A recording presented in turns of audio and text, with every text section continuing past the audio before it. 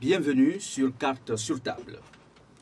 L'homme que nous recevons aujourd'hui n'est pas inconnu du landerneau politique béninois. Il a 54 ans, député à l'Assemblée nationale, élu sur la liste de l'Alliance Force dans l'unité AFU. Samari Bani est président du parti Impulsion pour une nouvelle vision de la République, INVR Kokari. Bien qu'étant membre des forces Kori pour un Bénin émergent, l'Alliance au pouvoir, Samari Bani a su conserver sa liberté de ton. Il ne fait pas de langue de bois. Ses prises de position sont souvent courageuses. Membre de la commission des lois au Parlement, il reste un farouche opposant au projet de révision de la Constitution du 11 décembre 1990. Un projet encore d'actualité puisque figurant toujours sur la table du Parlement. Bonjour, honorable Bani Samari. Bonjour. Il paraît que l'élu de la deuxième circonscription électorale que vous êtes n'hésite pas souvent à causer de l'insomnie au pouvoir actuel. Vous certifiez? Bon, je ne sais pas si je cause de l'insomnie au pouvoir, mais je dis toujours ce qu'il y a. Alors, si c'est ça qui donne de l'insomnie, ça veut dire qu'on se refuse de regarder en face la vérité. Merci, honorable Bani Samari. Chers auditeurs, vous pouvez y participer en nous adressant des messages par WhatsApp au numéro 6500 24 24 6500 28 28. Pour des appels directs, composez le 6500 24 24 ou le 6500 27 27, le 6500 28 28 ou le 21 33 84 19 à partir de 10 heures. Comme thème, nous aborderons les deux marches simultanées qui ont agité Cotonou le jeudi 11 décembre dernier, les atermoiements du COS-LEPI, le blocage des élections, le dialogue politique et le projet de révision de la Constitution du 11 décembre 1990. En première partie de cette émission, honorable Samari Bani, étiez-vous dans les rues le 11 décembre dernier à Cotonou? Oui, j'étais à Cotonou le 11 décembre dernier, mais je n'étais pas dans les rues. Mais pourquoi? Mais vous êtes député FCBE quand même. Dans les rues du côté de FCBE ou bien quoi? Les Non. députés FCBE, on les a vus. On a vu vos collègues marcher de l'Étoile jusqu'au stade de l'Amitié pour soutenir le chef de l'État. Bon, celui qui veut l'entendre, il n'a qu'à le savoir une fois pour toutes. Je ne suis pas député FCBE. Je suis un député élu sur la liste Alliance Force dans l'unité. Et vous savez que cette liste a été fortement combattue par les FCBE dans ma circonscription électorale. Donc il ne faut pas faire l'amalgame et dire que Samari Bani est un député FCBE. Mais Samari Bani fait partie de la majorité à l'Assemblée. Au départ, nous avons soutenu toutes les actions et dès la fin des élections, nous nous sommes inscrits dans une ligne de soutenir l'action du gouvernement. Et cela, ça a marché un temps, mais lorsque nous avons constaté que le chef se laisse aduler par de gros mensonges, nous avons dit qu'il faut arrêter. C'est à ce temps que nous avons reculé et nous avons pris totalement notre indépendance. Voilà. Et aujourd'hui, finalement, c'est dans quel camp il faut vous classer? Ben, si vous avez suivi l'actualité ces derniers jours, le 12, il y a eu une recomposition des groupes parlementaires à l'Assemblée nationale. Vous savez déjà que j'étais membre du groupe parlementaire Cohésion nationale et paix. De candidat Zanaï. De candidat Zanaï, groupe parlementaire qui, à un moment donné, a connu des difficultés avec le départ de l'un de ses membres, parce qu'il fallait être au moins 9 députés pour faire un groupe parlementaire. Un des membres étant parti, on était 8. Nous sommes restés non inscrits jusqu'au 11 décembre. Mais le 12 décembre, nous avons reconstitué le groupe parlementaire Cohésion nationale et paix, dont je suis membre. Et ce groupe s'inscrit clairement dans l'opposition politique au pouvoir actuel. Comme les choses Donc sont... je ne pouvais pas me trouver dans une marche aux côtés de FCBE le dimanche et le jeudi 11 décembre. Voilà. Dites-nous, honorable, effectivement, le 11, il y a eu 2 marches. Laquelle de ces 2 marches avait sa raison d'être? Bon, vous savez, chacun a sa méthode. La marche de la plateforme avec les autres forces politiques de l'opposition est une marche qui veut prouver que le peuple est exaspéré. Parce que vous voyez, le mandat des maires, des conseillers communaux, élus locaux, tout ça, ce mandat devait prendre fin en juin 2013. Et vous savez aussi que le gouvernement savait que ce mandat prenait fin en juin. Et je cite toujours le président Nicéphore Dieudonné Soglo, que je respecte, que je salue avec un profond respect, qui a dit juste aux premières heures de la fin de la conférence nationale que gouverner, c'est prévoir. Pourquoi n'a-t-on pas prévu qu'il fallait prendre toutes les dispositions pour qu'on puisse installer les nouveaux élus locaux en juin 2013?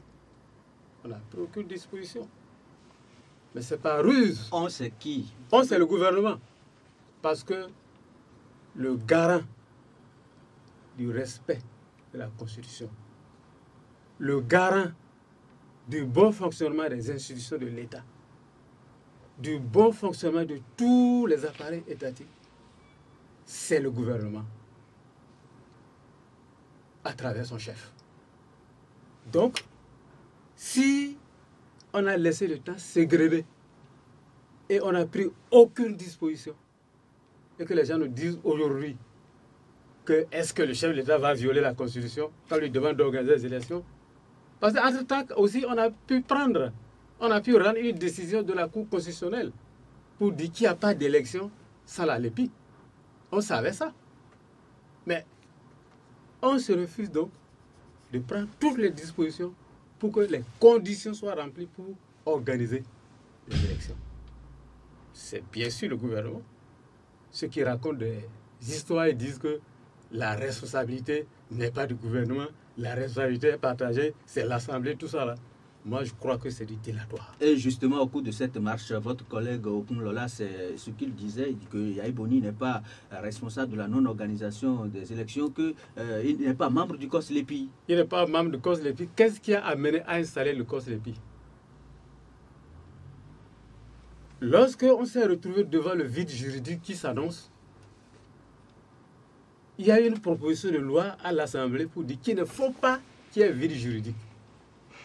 Pour qu'il n'y ait pas vide juridique, il faut proroger le mandat des maires. Mais nous avons dit qu'on ne pouvait pas proroger le mandat des maires sans balise. C'est-à-dire qu'il faut encadrer. Il faut un intervalle. On a dit non, ça a été fait avant et que d'ici le 31 décembre 2013, les élections allaient être organisées. Mais qui n'est pas membre de COSLEPI, quelle disposition as-tu pu prendre pour que la LEPI soit corrigée avant qu'on ne parle de COSLEPI? Est-ce que la loi portant actualisation et correction de la LEPI est un projet de loi ou bien une proposition de loi? Je dis que c'est une proposition de loi.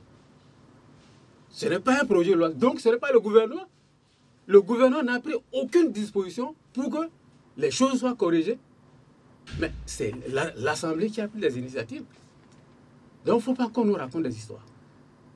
Je vous en prie, lorsque j'entends des choses comme ça énerve. Est-ce que ça vous arrive de discuter avec certains de vos collègues FCBE? Est-ce que vous vous regardez dans les yeux pour vous dire la vérité?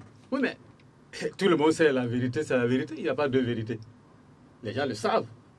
Parce que cette loi-là, qui a prorogé le mandat des maires de façon indéfinie, nous étions 3 à l'Assemblée pour dire non.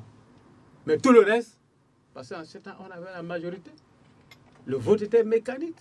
Et puis, la loi a passé. Et nous voilà. Nous voilà. Nous avons dit non, il ne faut pas, que c'était dangereux. Mais 3 personnes sur 83, qu'est-ce qu'on pouvait faire? On ne pouvait pas. Je peux vous citer les 3 qui avaient voté contre cette loi. Et les auditeurs aimeraient bien savoir. Il y avait moi-même, Patrice Samari, il y avait Renfort Charlemagne et l'honorable Azanaï. On était 3 à voter contre cette loi. Mais la loi passée, puisqu'on dit la démocratie, c'est la loi de la majorité. La majorité a décidé, nous suivons. Donc, je dis que les marches là, c'est l'expression même du mécontentement du peuple. L'expression du mécontentement de la population. Parce que le seul instrument un des instruments importants pour mesurer la vitalité d'une démocratie, le respect des normes, c'est l'organisation à date des élections. Nous avons raté ça. Qu'est-ce que nous voulons encore? Et juin 2013 et décembre 2014, ça fait exactement 1 an et demi. Dans l'illégalité. Je dis c'est illégal. Dans l'illégitimité. Tous ces choses-là ne sont plus légitimes. Donc, c'est ça. Est-ce que nous allons fonctionner dans l'illégitimité? Mais c'est ça qui se passe aujourd'hui. Donc le peuple dit qu'il ne veut pas continuer de rester dans cette situation. Exécutif, organiser les élections. C'est tout. Et là, maintenant, lorsque à l'opposé, on trouve qu'on veut célébrer le 24e anniversaire de la Constitution, bon, j'ai dit, je ne peux pas dire que c'est mauvais. Mais ça fait 24 ans. On n'a pas encore vu qu'on a manifesté, enfin, on a organisé des marches pour l'anniversaire, de la Constitution. Et puis 24e anniversaire. On peut dire 25e, 50e, ainsi de suite, qui marquent quand même des événements. Pourquoi c'est à 24 ans qu'on veut organiser ça? Moi, je ne comprends pas. Je ne comprends pas, je trouve que vraiment, bon, on a voulu montrer aussi qu'on a des gens. Et pour ce 24e anniversaire, quand même, pour montrer qu'on a des gens, on en a même fait débarquer de la 2e circonscription où vous êtes, de Segbana, là-bas, on en a fait de toutes les localités du Nord. On a vu des chevaliers descendre à Cotonou pour soutenir le chef de l'État. Bon, moi, je n'ai pas fait un répertoire de ceux-là qui sont descendus du Nord pour participer à cette marche. Mais je crois quand même qu'il ne faut pas animaliser les hommes. Puisque les gens sont arrivés, ils ont été vidés donc à l'air libre pour attendre le lendemain pour marcher.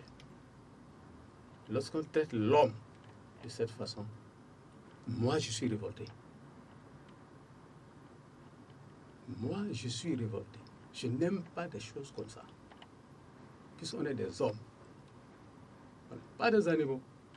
On a besoin d'un minimum de respect. D'un minimum de respect de la nature humaine.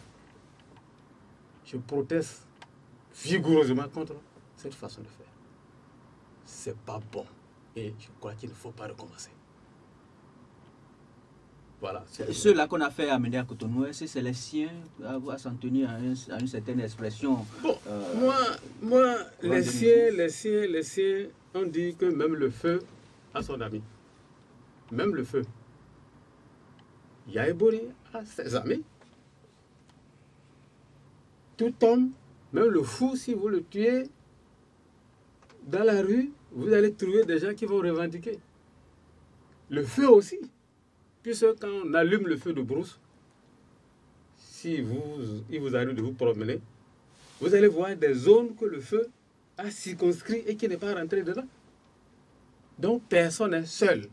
Ça, il faut le reconnaître. Personne n'est seul. Qui soit-il? Personne n'est seul. Mais c'est une question de... Tout à l'heure, j'ai dit, nous autres, on était 3, on a dit qu'il ne fallait pas voter cette loi. Mais la loi a passé. C'est le plus grand nombre, puisque nous sommes un système démocratique. Donc, si à un moment donné, les siens sont plus nombreux que les autres, ben, ça passe. Mais quand les autres deviennent plus nombreux que les siens, il faut aussi accepter ça. C'est là qu'il faut pouvoir revenir sur soi-même et dire, mais comment nous-mêmes nous sommes arrivés là? C'est ça. C'est des questions qu'on ne se pose pas et on agit vraiment à n'importe quelle pièce. Donc c'est ça qu'il faut dire franchement. Il faut le dire franchement. Donc je crois que il y a certainement les siens, mais je pense, je dis, je ne vais pas faire un répertoire. Mais quoique les gens ne sont pas venus de la deuxième circonscription électorale. Puisque les gens ont utilisé leur circonscription électorale. On a envoyé les bus de car, on a envoyé les bus de l'université, on a fait ci, on a fait ça. On m'a même dit que les gens sont venus de Malanville. Bon, ça c'est... Ça fait partie du combat politique. Ils ont reçu combien ceux-là? Il paraît qu'ils ont été payés. Ah, je ne sais pas. Franchement, je n'ai pas cherché à savoir dans quelles conditions les gens sont arrivés. Mais vous savez, pour le moindre acte que vous posez au Bénin, si ce n'est pas dans le sens du gouvernement, c'est que vous avez reçu de l'argent quelque part. De l'autre côté aussi, on peut dire, si les gens sont venus, c'est parce qu'ils ont reçu de l'argent. Personne ne vérifie, mais nous, combien de fois on n'a pas dit qu'on a reçu des milliards, des millions de francs de Patrice Talon parce qu'on était dans les champs de coton, tout ça, et que cela devait nous desservir. J'ai dit non. Il faut avoir le cœur net, il faut poser ses actes de façon courageuse. Et je dis qui n'a pas pris l'argent de Patrice Talon au Bénin? Qui? Donc, il ne faut pas qu'on amuse la galerie. Que ceux qui sont venus de loin aient pris de l'argent ou pas, je ne sais pas. Ils peuvent avoir pris de l'argent. Ils peuvent aussi, de façon engagée, finir ça par là. Mais moi, je ne m'engage pas sur la base de l'argent. Non. Est-ce que vous pouvez nous donner la liste de ceux qui ont pris l'argent de Patrice Talon? Parce que vous avez dit qu'il n'a pas pris au Bénin. Ça veut dire que tout le monde a pris, c'est ça? Au Bénin, l'opérateur économique qui crée des emplois, l'opérateur économique qui est d'une certaine envergure, qui n'a pas pris ça, qui n'a pas profité de ça au Bénin, vous pouvez distinguer ça? Non, c'est en ce sens que je parle. Je ne dis pas se mettre en rang et commencer par prendre 5 francs, non. Mais, celui qui crée des emplois, celui qui a vraiment une certaine envergure de façon à ce qu'il nourrit des familles béninoises. Mais ces familles-là, peut-être qu'il y a des garçons de ces familles qui épousaient des femmes au nord. Peut-être qu'il y a des femmes, des filles de ces familles qui est leur mari au nord, et ainsi de suite. Donc il y a un brassage, si bien qu'on ne peut pas distinguer aujourd'hui qui a profité donc des positions que Talon a pu occuper et qui n'en a pas profité. Dites-nous, honorable Samari Bani, tous ceux qui marchent à la gloire du chef de l'État, un peu comme on en a vu avec vos collègues en t-shirt de l'Étoile jusqu'au stade de l'Amitié, tous ceux qui marchent là, est-ce un soutien sincère? Le soutien, c'est dans le cœur. Moi, tout ce qui se passe, c'est ici. Si vous êtes réellement engagé, personne ne peut mesurer. Si vous faites des grimaces, personne ne peut savoir. Mais je jure qu'il y a beaucoup de gens qui font des grimaces dans ce pays. Et c'est ça que nous refusons de faire. Il ne faut pas faire des grimaces. Il faut agir de façon engagée. Et c'est dans le cœur qu'on est engagé. Tout ce qu'on fait là, on peut tromper pour dire on est ci, on est ça, alors que c'est faux. Est-ce que Est-ce que c'est digne? Est-ce que c'est être homme de ne pas exprimer réellement ce qu'on ressent? Je ne crois pas. Il ne faut pas le faire. Quoi que cela puisse coûter. Il faut être sincère dans tout. Ça n'a jamais nuit à quelqu'un. Et j'ai toujours dit, dans un combat, dans une lutte, dans tout ce que vous faites, si vous êtes sincère, Dieu créera les conditions pour vous permettre de réussir. C'est clair. Moi, on m'a combattu. L'hélicoptère est descendu pour dire, celui-là, ne votez pas. J'ai dit, je vais le faire ministre. Je vais le faire ci, je vais le faire ça. Il a dit qu'il ne veut pas. Demandez-lui de retirer sa candidature. Je dis, mais s'il retire sa candidature, qui va être candidat? C'est là où ça a été difficile à répondre. Mais nous ne sommes pas multimillionnaires, je veux dire. Encore moins milliardaires. Nous avons nos moyens modestes avec lesquels nous luttons. Mais comme Dieu sait, là où il y a la vérité, Dieu a béni et nous avons été élus. Si un hélicoptère vous a combattu à Segbana, l'hélicoptère, un autre hélicoptère, on en a vu le 11 dernier au-dessus des marcheurs à l'Étoile Rouge. Qui était là-dedans? Je ne peux pas imaginer qui était là-dedans, mais je crois que c'était maladroit. Je ne sais pas. J'ai même dit à une discussion, ça ne peut pas être le chef de l'État. Mon grand frère ne peut pas être dans cet hélicoptère, ne pouvait pas être dans cet hélicoptère. Mais s'il était vraiment dedans, je lui demande de ne plus faire cela. Il y a le journal La Nouvelle Tribune, par exemple, qui a assimilé cet hélicoptère à celui du chef de l'État. Bon, enfin, je ne sais pas. Mais s'il était dedans, je lui demande de ne plus faire ça. Ce n'est pas bon. Pour sa sécurité, je ne veux pas. Et pour la démocratie, je ne veux pas. Je veux le voir. Je veux voir qu'il soit en sécurité. Parce qu'un vol à basse altitude, comme ça, dans une situation effervescente, où les gens sont dans un certain état d'âme, je ne pense pas que l'entourage de mon grand frère puisse lui permettre d'être dans cet hélicoptère. Si c'était vraiment le cas, j'ai dit, ils ont commis une grosse erreur. Et on peut corriger. Il ne faut pas qu'ils persistent dans l'erreur. Plus jamais qu'ils recommandent des choses pareilles. Même s'il fallait célébrer le 24e anniversaire de la Constitution béninoise, ce 11, il fallait le faire puisque on a vu les forces démocratiques marcher, les FCB également qui ont commencé par célébrer la Constitution. Finalement, ce n'est pas, n'est-ce pas, une mauvaise publicité faite au Bénin de par le monde? Oui, puisque la Constitution aujourd'hui, le respect au nom de la Constitution. Vous savez, il y a des actes que le chef de l'exécutif a posés et qui ont été reconnus contraires à la Constitution. C'est cette interview d'août, à l'occasion du 1er août 2012, je crois. Donc là, ça a été déclaré contraire à la Constitution. C'est un cas de non-respect de la Constitution. Pas le numéro 1. Votre grand frère. Mon grand frère. Je dis, à partir de ce moment, qu'est-ce qu'on peut dire? À partir de ce moment où lui, il est allé contre. Il a agi contrairement aux dispositions de la Constitution.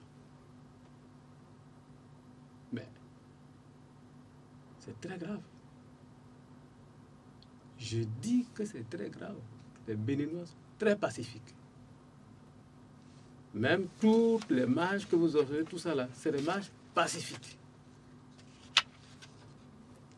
Ça là, ça aurait suffi sous certains cieux pour qu'il y ait des problèmes dans le pays. Tout le monde est resté tranquille. dans le calme. Donc, un 24e anniversaire, un jeudi 11 décembre 2014, et qu'il y ait 2 manifestations parallèles, je dis que le lit était là déjà pour ça. Puisque aujourd'hui, il y a un camp qui dit non à la révision de la Constitution, il y a un autre camp qui veut qu'il y ait une révision de la Constitution. Nous avons dit la Constitution en elle-même a prévu les mécanismes de sa propre révision. Mais l'ambiance actuelle, la situation actuelle du pays fait que on va traiter les uns et les autres de ci et de ça. Donc pour ça, il faut laisser ça. On va revenir sur ce sujet dans la 3e partie de cette émission, honorable. Mais est-ce que vous pensez qu'avec ces 2 marches, où on s'en tient à celle des forces politiques et sociales, est-ce que finalement le chef de l'État peut prêter oreille à son peuple, ou fallait-il laisser encore le peuple aller à une 3e marche? Parce que le peuple réclame le dialogue politique. Bon, mais lorsque on réclame le dialogue politique et qu'on le programme d'une façon à faire dans l'impréparation totale, et pendant que les gens s'affairaient pour organiser la marche, on lançait un dialogue. Qui avait le temps pour aller au dialogue? Parce qu'il fallait organiser la marche. Donc, est-ce que le dialogue qui était programmé dans cette période n'était pas pour détourner ceux qui organisaient la marche de leur programme?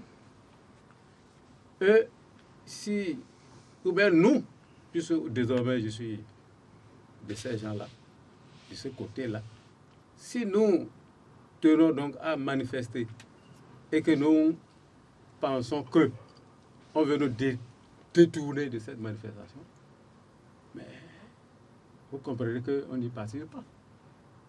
On veut aboutir, faire aboutir notre programme. Mais si tu as un programme que tu estimes noble, que tu estimes important, tout ça, là, et qu'on veut vous détourner de ça, vous ne marcherez pas. En fait, c'est comme ça que j'interprète ça. Ce n'était pas le moment pour dire venez au dialogue, puisqu'on était lancé dans une démarche. Il fallait attendre la fin de cette démarche pour dire maintenant, venez, on va échanger, on va discuter. Et puis, on établit les conditions. Mais j'appelle dialogue ce qui s'est passé en 1990 à la conférence.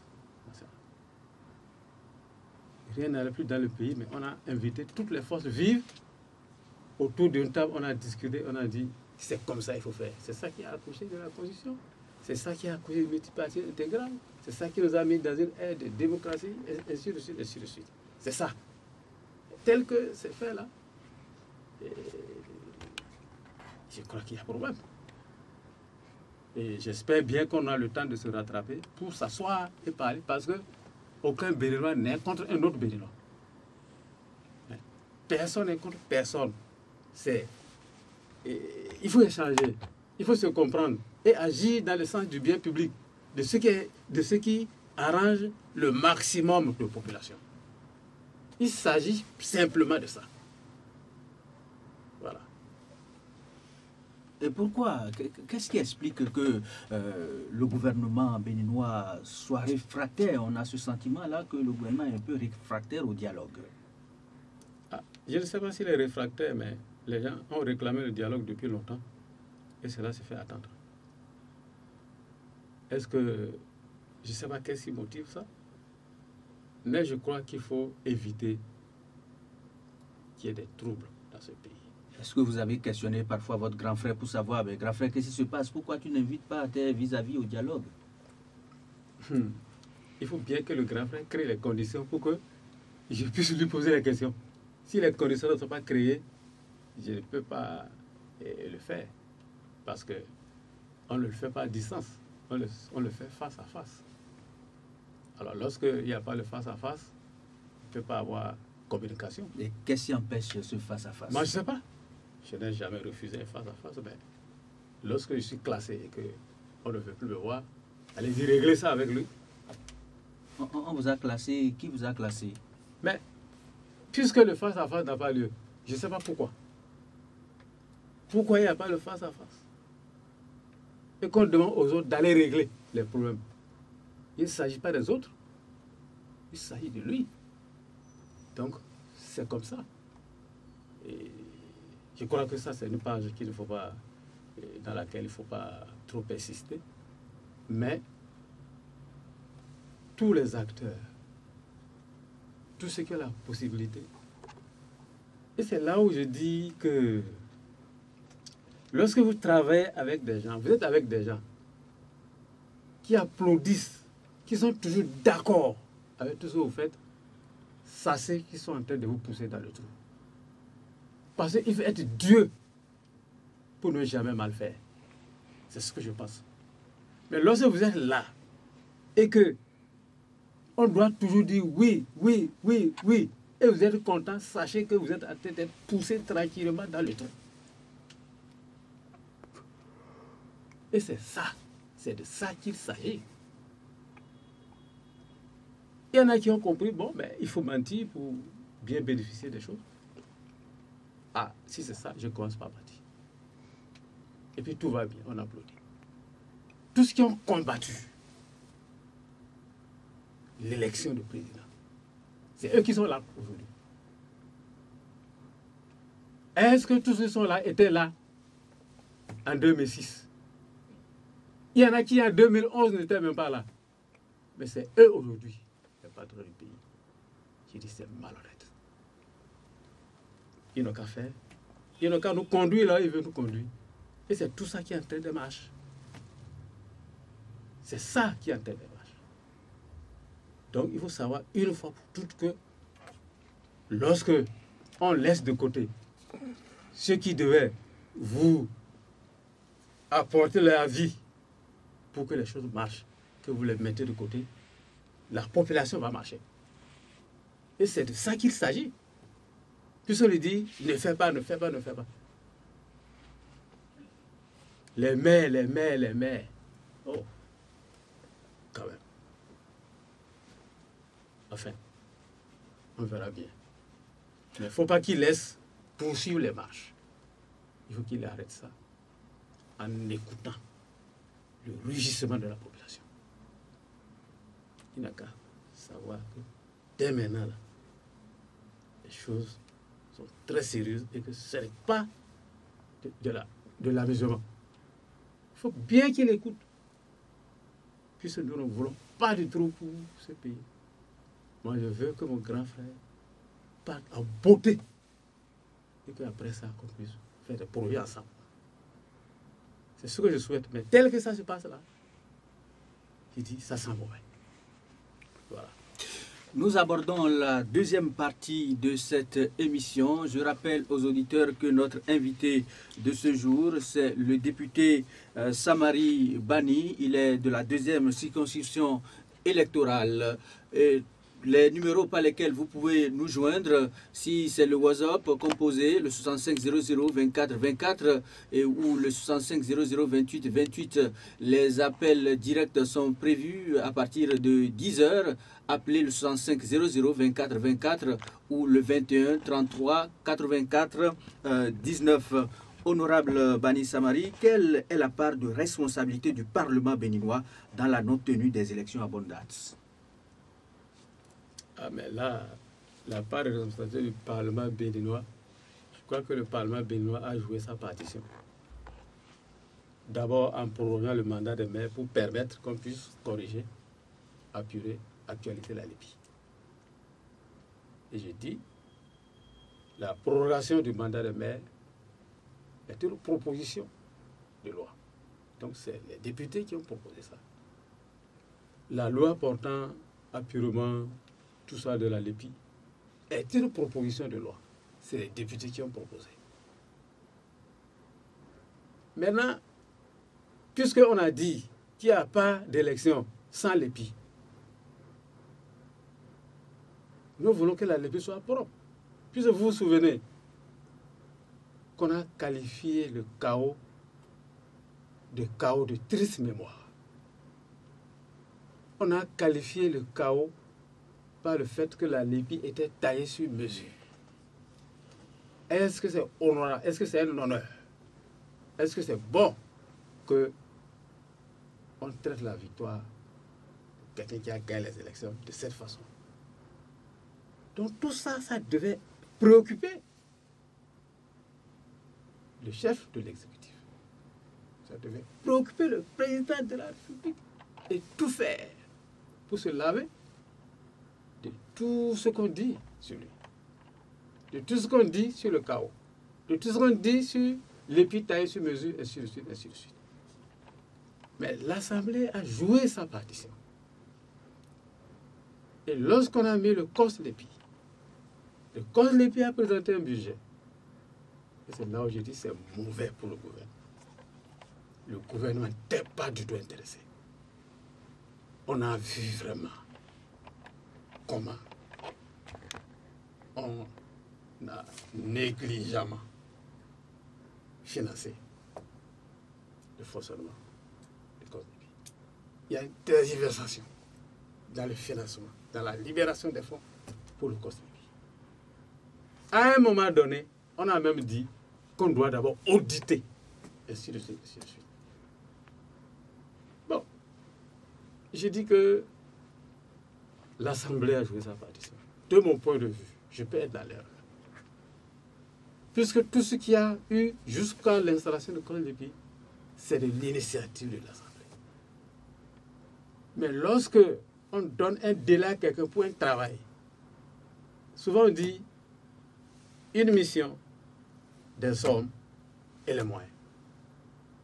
Il y a la mission, il y a les hommes, mais les moyens, si ça ne suit pas, comment on a financé le COS-LEPI à compte-gouttes. Puisque le président du COS-LEPI fait de temps en temps le point au Parlement. On l'a financé à compte-gouttes. Et j'ai dit, on n'était pas intéressé du tout par l'organisation des élections. Parce qu'à un moment donné, on a pu faire une déclaration pour dire qu'il n'y a pas de l'argent pour organiser les élections. Ah, c'est ça? Je reviens encore sur le président du CFOD de l'Essor qui gouverne les élections. Est-ce qu'on ne sait pas qui aura les élections? Et on se lève un matin pour dire qu'il n'y a pas de ressources, que les élections coûtent cher. On ne peut pas vouloir dire une chose et de son contraire. La démocratie a un coût. Et il y a bien de l'argent. Qui va dire qu'il n'y a pas d'argent? Personne. Il y en a. Gouverner, c'est prévoir. Vous avez cité Nicéphore Soglo. Ça veut dire que le gouvernement actuel n'a rien prévu. Mais quand on se lève le matin, quand on se lève un matin à l'approche des élections pour dire qu'il n'y a pas d'argent pour organiser les élections, quand on sait que le mandat des maires devait finir en juin 2013 et qu'on n'a rien prévu pour que les élections soient organisées,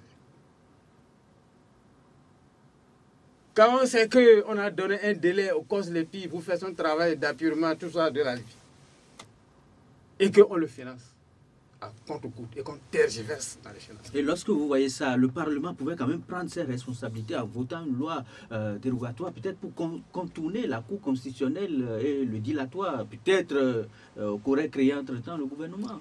Moi, je sais les risques que ça comporte d'organiser les élections dans le cafouillage. Tous les problèmes qu'il y a dans le pays, c'est des problèmes post-électoraux.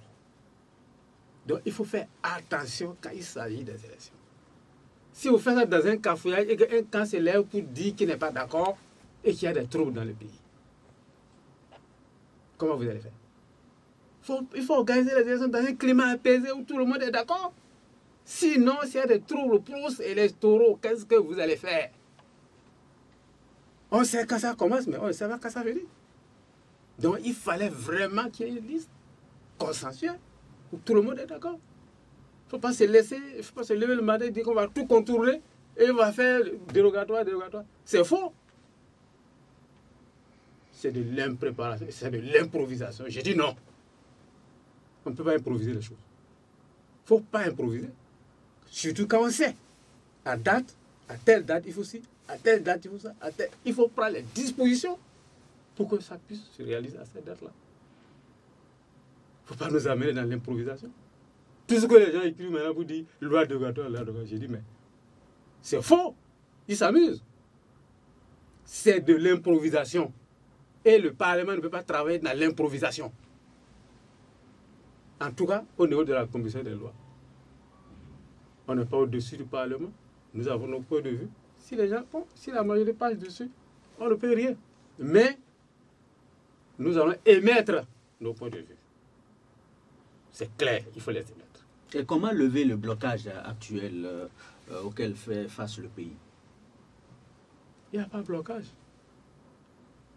En langue vernaculaire, on dit que quand l'année ne vous a pas tué, ce n'est pas 1 à 2 jours qui vont vous tuer.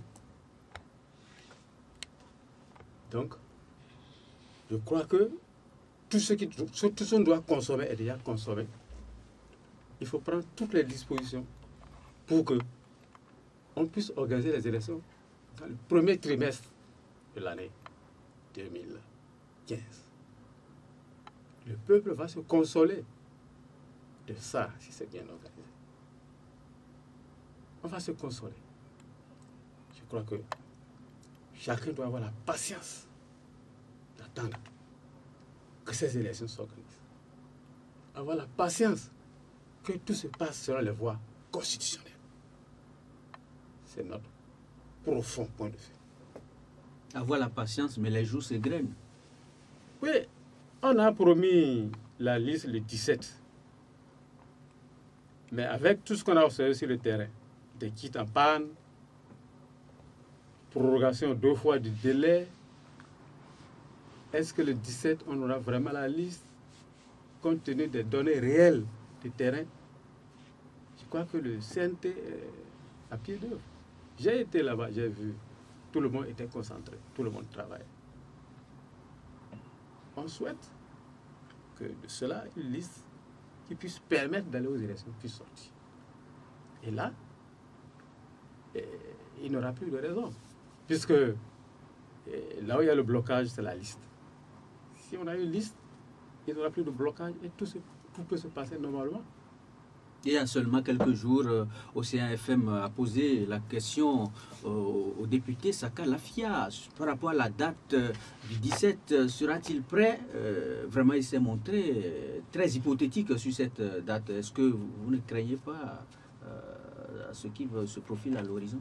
Moi, je crois que le premier trimestre de l'année 2015, c'est 90 jours. Nous avons, dans ces 90 jours-là, les délais, les délais constitutionnels, les délais prévus peuvent être respectés. Ce n'est pas parce qu'on aura la liste le 17 que les élections seront organisées le 1er janvier. Moi, il faut qu'il y ait un peu de souplesse dans certaines choses si on veut être constructif. Si on veut être constructif. Donc vous voyez, il y a des élections où l'électeur va à 40 km pour voter. Son nom est sorti à 40 km de son lieu de résidence. Mais là, il vote là. Ce n'est pas son village. Or, il s'agit des élections de proximité. Il s'agit de choisir les conseillers locaux. Il s'agit de choisir le chef de village. Ainsi de suite, ainsi de suite. Si ça se passe comme ça, il y aura trouble. C'est ça qu'il faut éviter. Maintenant que tout ce qui doit être fait, l'enrichissement complémentaire, ainsi de suite, prélèvement des données, photos, ainsi de suite, maintenant que tout est fait, le travail qui reste, c'est un travail de bureau. Je crois, selon ma compréhension. Il s'agit de faire un travail de bureau. Et moi, je vous donne un exemple. Lors de l'audit participatif, je me suis inscrit dans un poste de vote de mon village. J'ai fait comme si je n'avais pas fait ça avant. C'est-à-dire l'épi qu'il y avait eu avant. Je me suis comporté comme si c'était la première fois que j'avais été omet. Maintenant, la liste est sortie, mon nom est sorti. Ça, la photo. Est-ce qu'il fallait parcourir 750 km pour aller faire la photo? Je suis allé au CNT. J'ai dit, CNT, voilà ce qui s'est passé, ce qui s'est passé. Ils ont pris ça, ils ont vu mon ancienne photo, et moi, et mon garde-corps, et le chauffeur. Notre problème a été réglé ici à Cotonou au CNT. On a dit qu'on n'avait pas besoin de voyager. Ça me donne le sentiment quand même qu'il y a quelque chose de scientifique de là. Mais tous n'ont pas la possibilité, tous les Béninois n'ont pas la possibilité de venir. Non, j'ai donné un exemple. J'ai donné un exemple. S'il n'y avait pas, si ce n'était pas traité selon une certaine démarche scientifique, ça n'aurait pu se faire ainsi. Donc, il faut qu'on soit patient. Même si après le 17, on n'a pas la liste, on peut encore, compte tenu de ce qui s'est passé sur le terrain. Parce que ce qui s'est passé sur le terrain, si on arrêtait les choses aux dates fixées, ça pouvait encore faire objet de trouble. Parce que moi, je veux m'inscrire, je n'ai pas pu m'inscrire et on arrête. Je ne suis pas là pour défendre le Corse de l'EPI. Mais c'est la réalité. C'est le terrain. Parce que nous, les ingénieurs, on conçoit les choses et quand on conçoit au bureau, on va sur le terrain pour voir si ça colle vraiment au terrain. Il nous arrive de changer des positions de ci, des positions de ça, arriver sur le terrain. Donc, je crois que il faut nécessairement que ce soit une liste électorale informatisée qui puisse nous servir pour les élections. J'en parle pour cause. Vous voyez, ce que la LEPI nous a permis de réaliser avec les élections présidentielles et législatives, même si elle n'est pas parfaite, il n'y a pas eu de vote de mineurs. Quand c'était la liste manuelle, vous allez dans ces enfants, c'est des enfants. Vous ne pouvez pas protester, sinon il y aura bagarre. Moi, je sais ça. J'ai vécu ça. Je sais le nombre de terrains. Donc, si ce n'était pas le peuple qui avait observé une certaine patience, où le Béninois, comme on dit, a du sang-froid, vous ne voyez pas que la LEPI de 2011 pouvait basculer le pays avec ce chaos retentissant? Bon, je dis, le chaos dont on parle, chaos de triste mémoire, permettez-moi, je dis quand même, il faut dire ça de façon mesurée. Je ne suis pas là pour défendre quelqu'un. Mais j'ai parcouru tout le Nord pendant les élections présidentielles. Donc, il n'y avait pas un candidat opposé au candidat Yaya Bode. Dans la zone, il n'y a aucune affiche de candidat de Union fait la nation. De façon éparse, on voit la photo de Bio Tchadé, le candidat Bio Tchadé. Mais lorsque vous voulez diriger un pays, de Cotonou à Manaville, ça fait combien de kilomètres? Et que votre campagne s'arrête à la hauteur de Boyko, il faut vous poser des questions. Vous devez vous poser des questions. Et c'est de ça qu'il s'agit. Il ne faut pas rester dire que c'est ci, que c'est ça, que c'est ça. Moi, malgré tout ce qui se passe, pour me convaincre que c'est un chaos de triste mémoire et que c'est taillé sur mesure, jusque-là, je n'en suis pas convaincu. Parce qu'il n'y avait pas. Mais quand vous faites l'élection et que il n'y a pas un représentant de l'autre camp au bureau de vote, mais s'il n'y a même pas de gens désignés pour contrôler que ça se passe bien. Mais c'est une compétition, on n'a pas de concurrent. Qu'est-ce que vous voulez? C'est de ça qu'il faut surtout parler. Je ne dis pas que la LEPI était parfaite, était ci, était ça.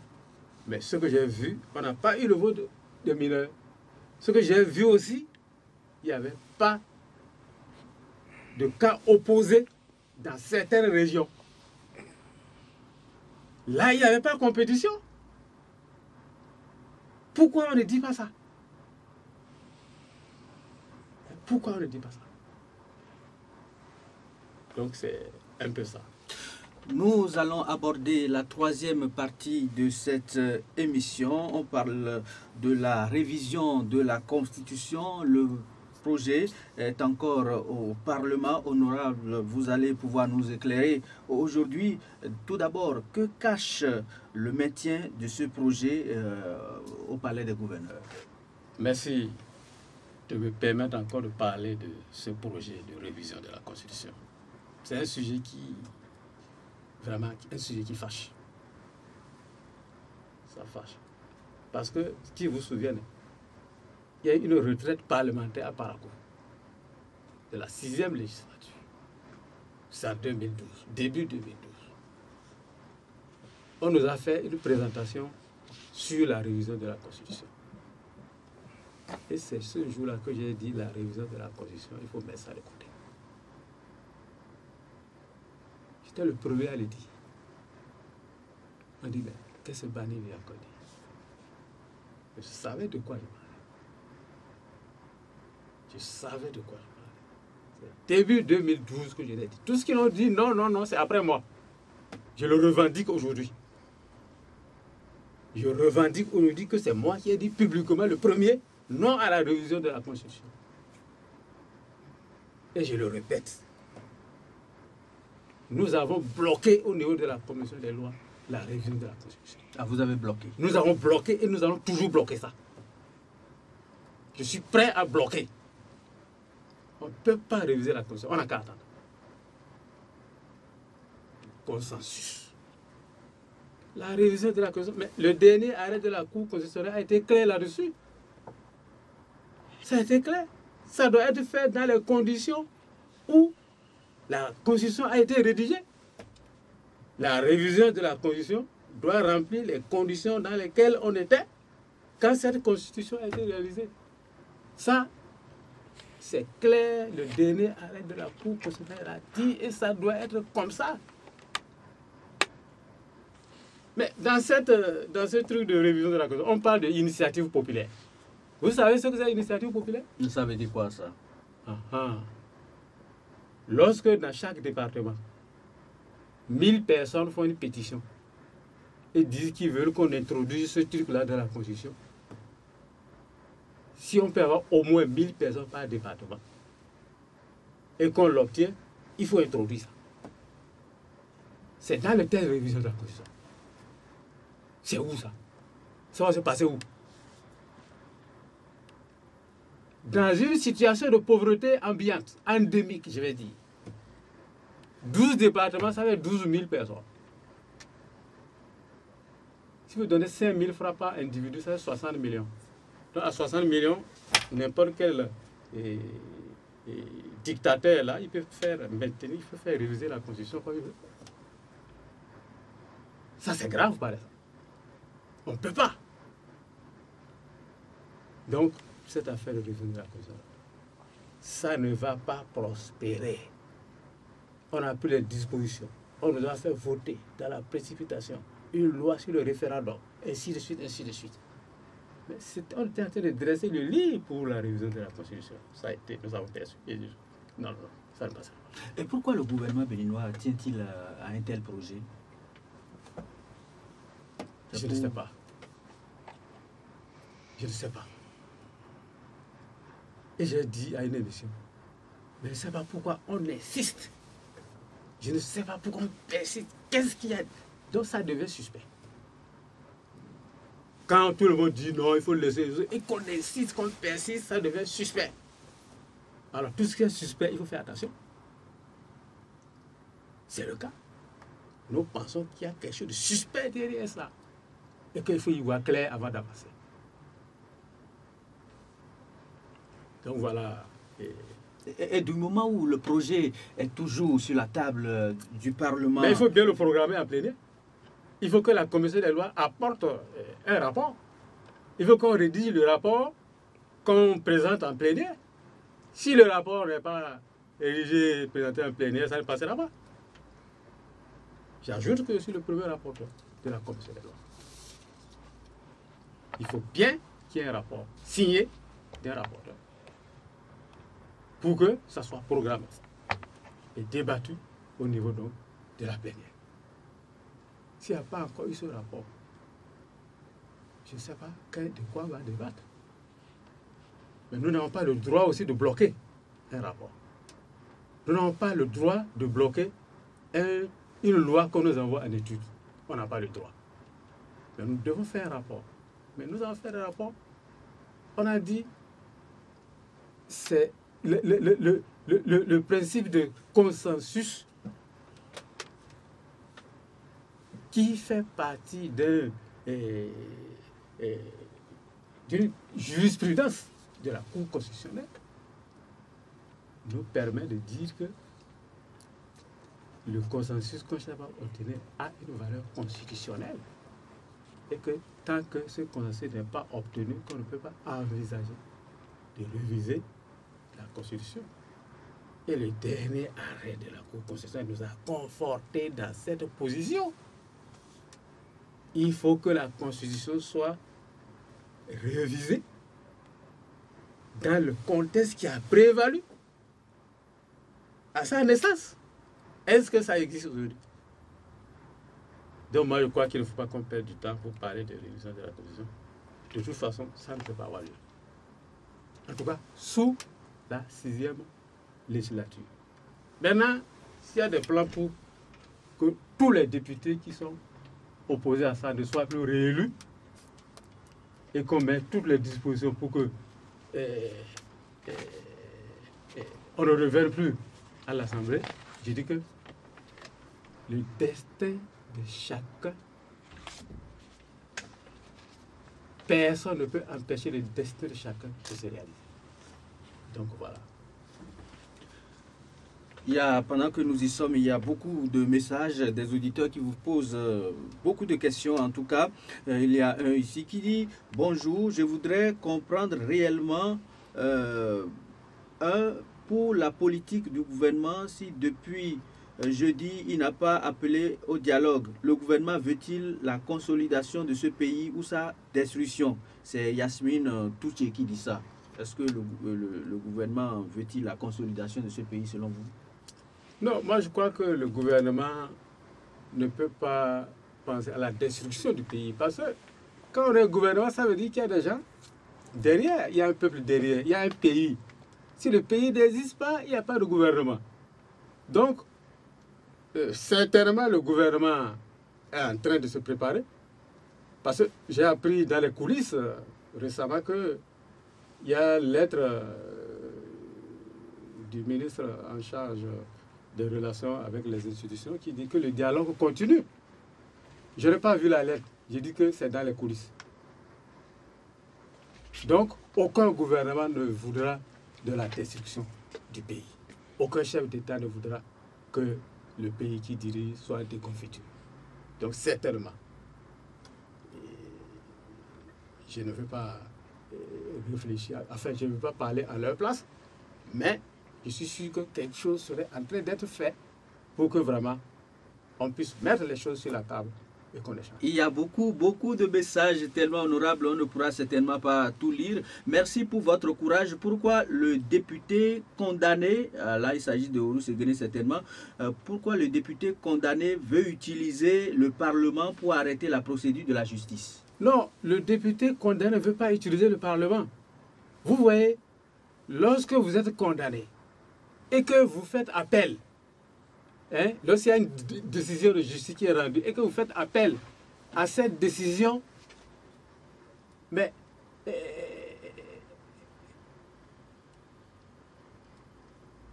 et que vous faites appel, donc vous êtes en position de poursuite. Donc le député Horus Seguene est poursuivi. S'il a fait appel, on continue de le poursuivre jusqu'à ce que la cour d'appel reprenne l'audience et le recondamne ou bien lève la condamnation. Donc, le député Horus Seguene nous a dit qu'il a fait appel. Nous avons demandé les preuves de l'appel.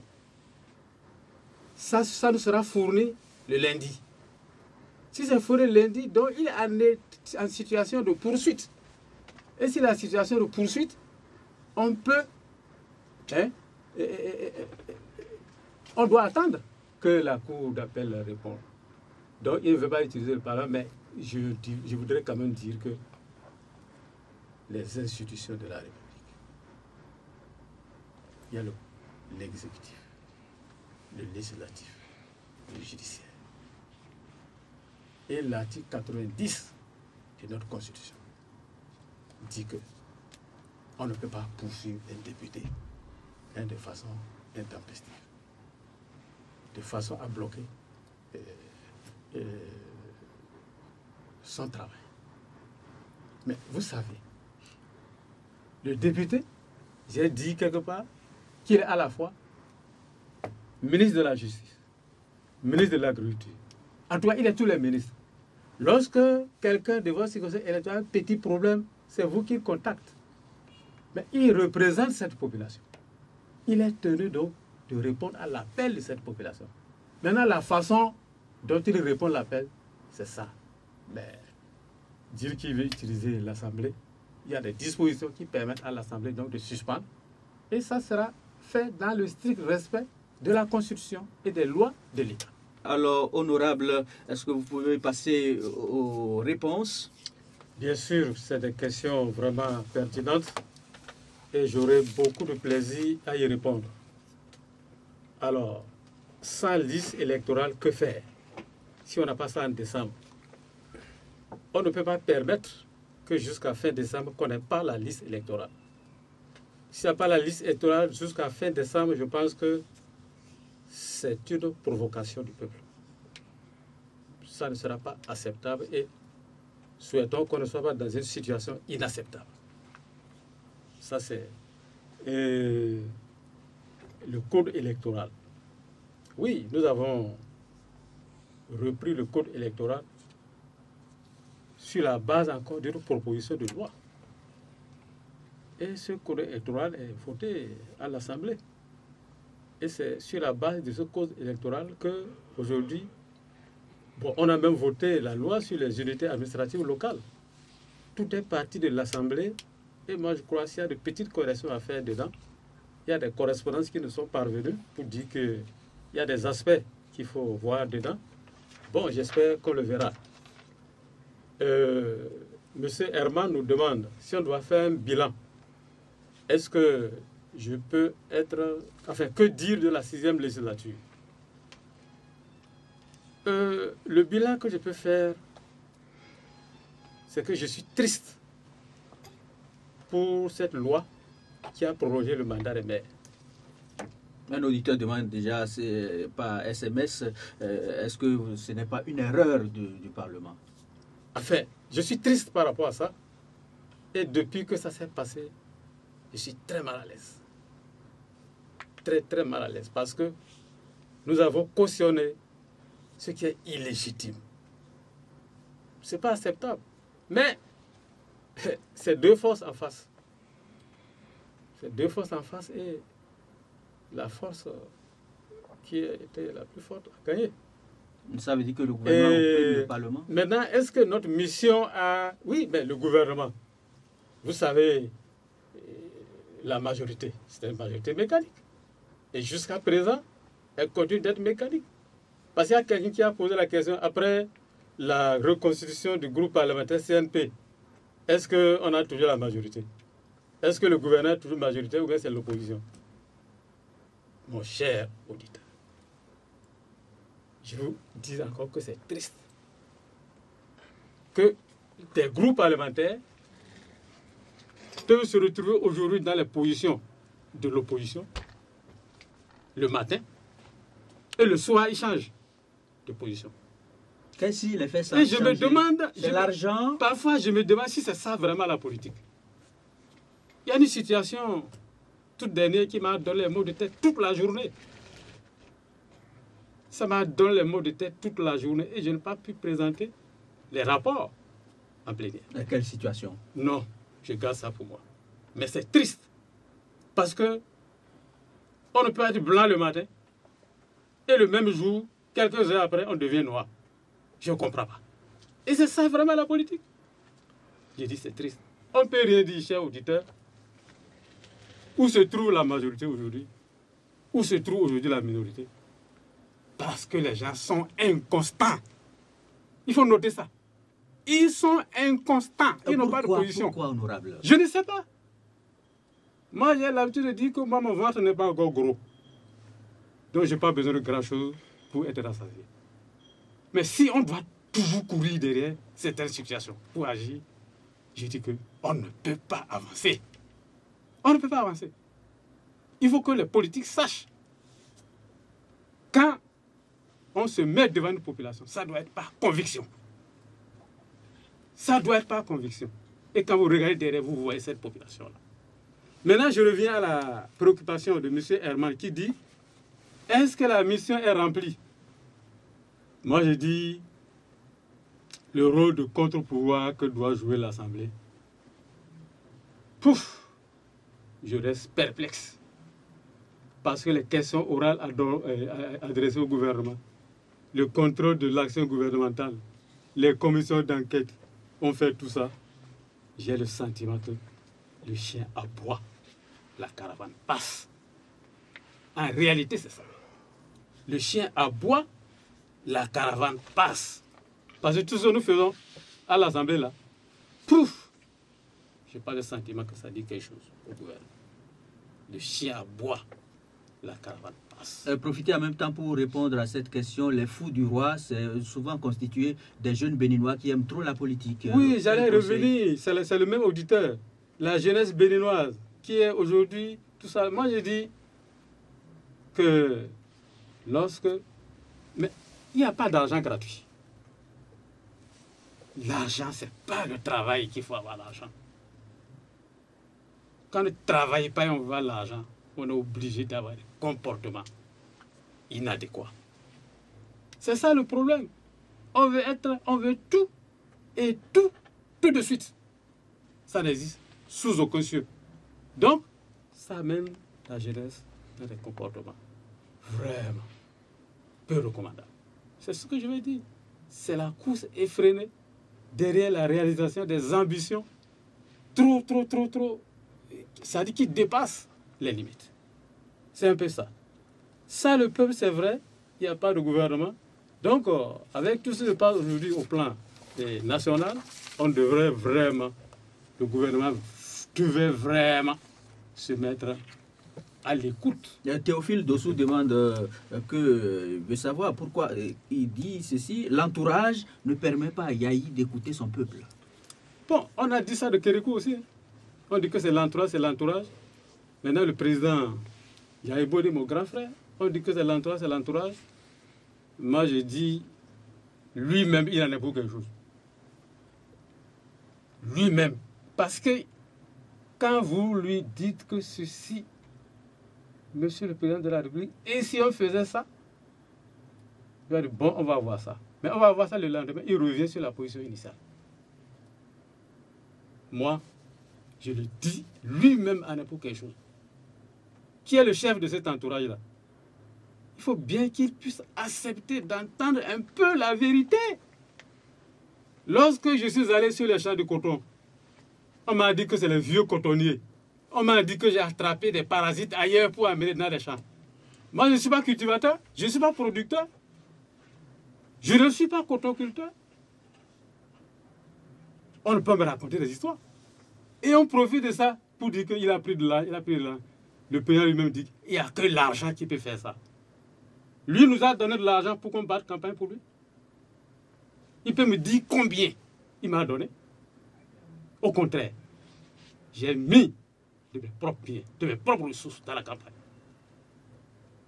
Il n'a qu'à faire le point de ces notes et trouver dans ces notes-là qui m'avait donné un tas de l'argent avant d'agir. Non, il n'y a pas que l'argent. Il n'y a pas que l'argent. Il faut entendre la vérité. Il faut accepter, écouter ça. On peut corriger beaucoup de choses. Rien n'est compliqué chez nous. Rien n'est compliqué. Donc, maintenant, quelqu'un demande si c'est la Sénat qui fixe la date ou bien c'est le gouvernement. Non, c'est le gouvernement qui convoque le corps électoral. Mais il y a des délais. Il y a des dispositions qu'il faut respecter. Le corps électoral, c'est le gouvernement qui organise et qui le convoque. Et la Sénat s'occupe de l'organisation matérielle, pratique, tout ça là, des élections. Et quelqu'un dit, si le 16 mai 2015, il n'y avait pas la LEPI, que faire? Ben, nous ne voulons pas prêter des intentions au gouvernement. Mais j'ai dit ça une fois, lorsque je suis allé soutenir les femmes pour leur manifestation à Paris. Les femmes baromètres de la démocratie. Il y a la ruse. On ne peut pas gouverner avec la ruse. Parce que le peuple est là, témoin de tout. Moi, j'ai le sentiment que tout ce qui s'est passé jusqu'à présent, le fait qu'on ne se préoccupe pas des élections communales et autres, le fait qu'on finance de façon... On tergiverse dans le financement de cause LEPI. Tout ça là, c'est mis en œuvre pour que la chose ne se réalise pas. Et que, en mai 2011, qu'il n'y ait plus d'assemblée, qu'on mette en place une assemblée constituante, qu'on revise la constitution, qu'on fasse le lit à un autre mandat.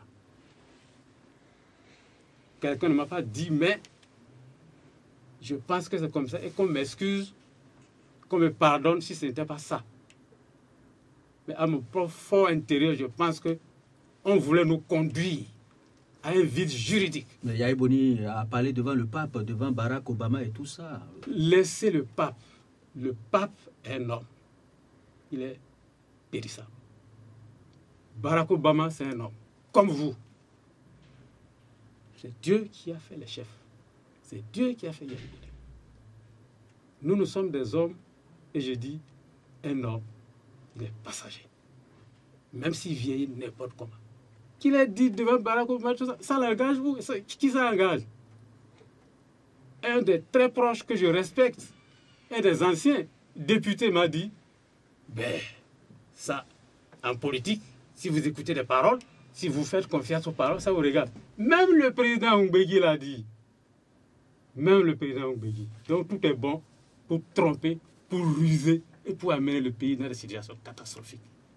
Il faut qu'on dise non. Quelqu'un dit que le pays est en train d'être divisé, tout ça là, qu'est-ce que notre apport? Mais l'apport que moi je peux faire, l'apport et que ce que je fais actuellement, d'abord je refuse la partition de l'Assemblée en deux blocs. Bloc des députés du Nord, bloc des députés du Sud, je dis non. Tout ça, ça motive ma position.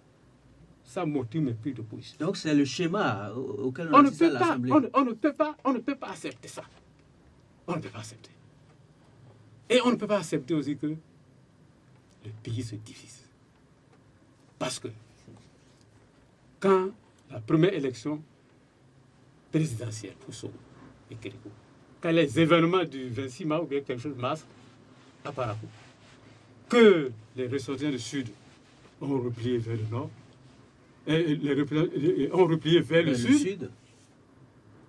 Mais ce jour des élections, moi je passais de service en service, prendre les gens dans ma voiture, les déposer chez eux.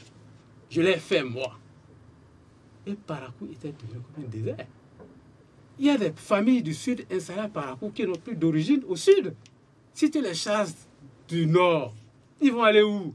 Ben, ils préfèrent mourir là. Donc nous avons dépassé l'étape des divisions Nord-Sud. Il faut qu'on oublie ça.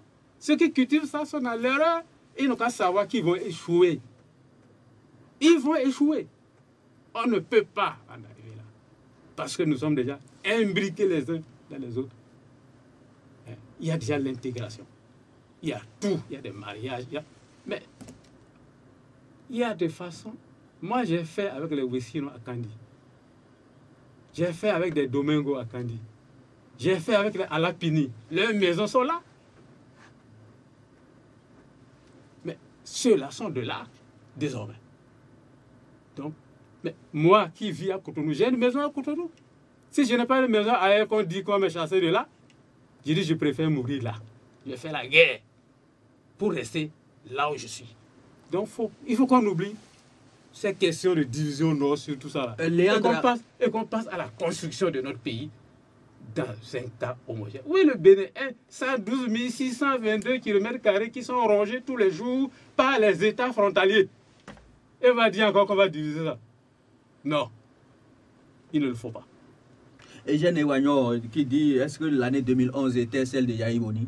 Moi, je dis, je ne peux pas dire oui, je ne peux pas dire non, mais je parle sur pièce. Il n'y avait aucune affiche des candidats de l'Union faire la nation au nord. Il y a des bureaux de vote où il n'y avait pas un observateur pour la bonne tenue des élections pour suivre. Et dans ces conditions, vous allez à une compétition où vous n'avez pas d'adversaire. Qu'est-ce qui va se passer? Doing business, il paraît que le gouvernement béninois chasse les hommes non, mais d'affaires. Cette affaire de gouvernance économique du pays, je crois que ce serait trop parler en le disant. Sinon, qu'est-ce que les balles de coton font encore au port de Cotonou? Qu'est-ce que les balles de coton font encore dans les usines?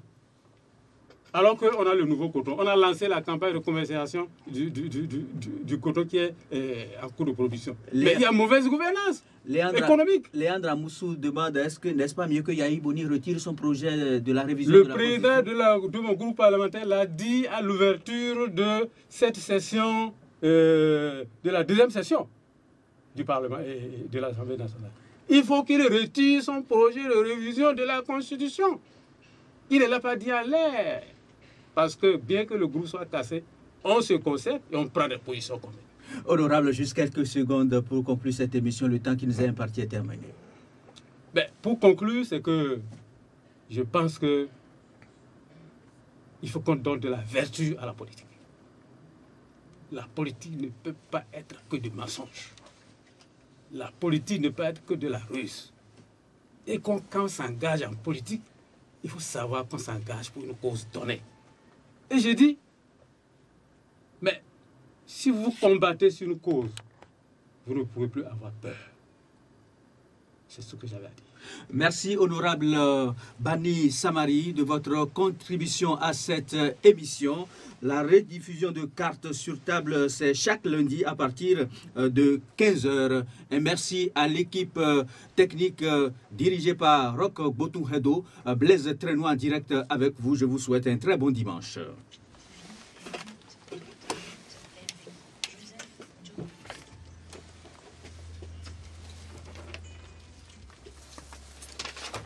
Merci beaucoup, honorable. Bon, c'était bon? Oui. Ok. Il y a eu trop de messages, mais je n'ai même pas lu le tiers. Maintenant, les appels, les techniciens étaient obligés de couper.